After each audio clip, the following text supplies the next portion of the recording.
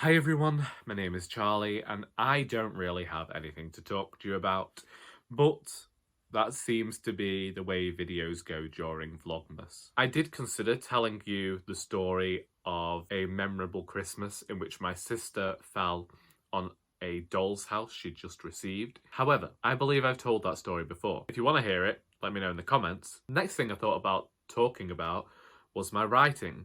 Tonight, this evening, Wednesday the 11th of December, obviously this video is not going up on a Wednesday, I will be participating in the Macclesfield Creative Writing Group's festive event at the Button Warehouse in Macclesfield.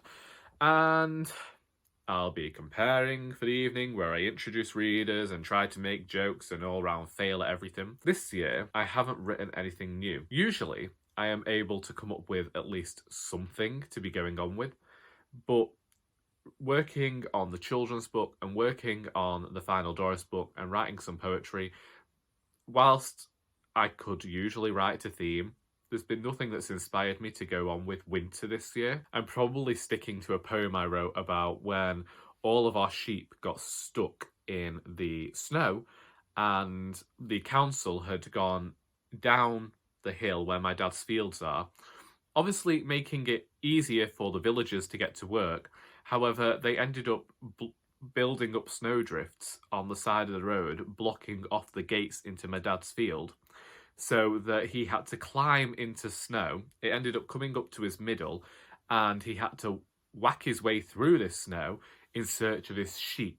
And he was pulling them out of the snow and everything, and it was an all-round mess. Whilst I understand the councils need to get the ploughs in there and help people out, maybe they should have had just a tiny bit of common sense. What's this hair doing here? You see, this is what happens when you don't wash your hair for a video.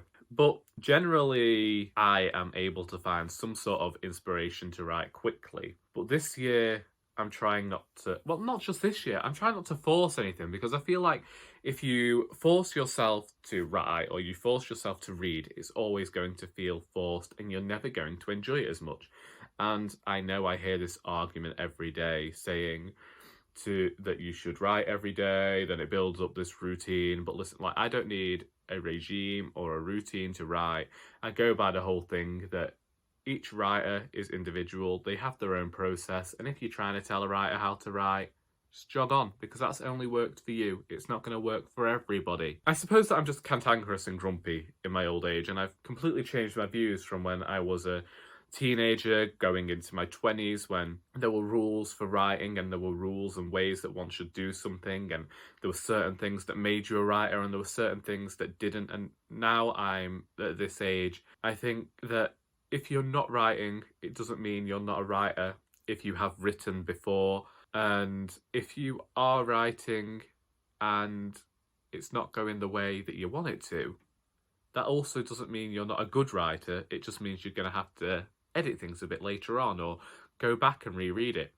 Some poems I've written, i.e. there is one poem that I've recently had published in a magazine, but I can't show it to you yet because I don't have a copy. And I did not like that poem at first, and I worked on that poem for, it must be 3 years.